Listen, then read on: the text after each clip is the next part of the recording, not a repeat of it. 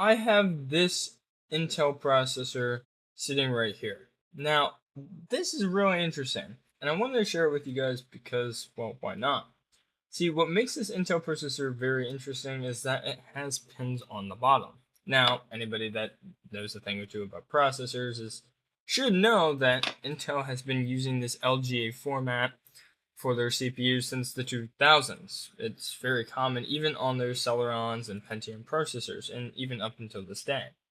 And you can see on this 2010s era processor that, well, it uses that LGA format. And if you're curious, LGA stands for Land Grid Array, and it's a little bit different than the standard pin configuration where the pads are on the processor and the pins are on the socket on the motherboard, versus what AMD has been using for a long time, and that's where the pins are on the processor and the pads are on, well, underneath the socket on the motherboard.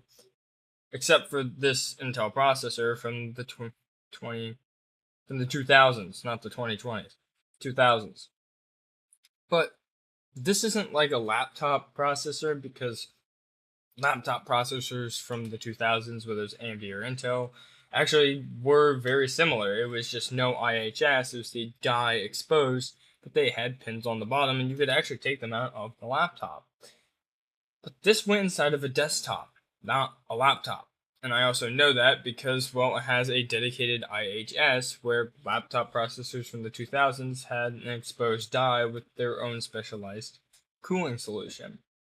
Now, AMD had been using this pin design for a long time up until the 2020s for their AM5 socket series processors. But Intel, I guess, decided to go a little bit different for this processor. How cool is that?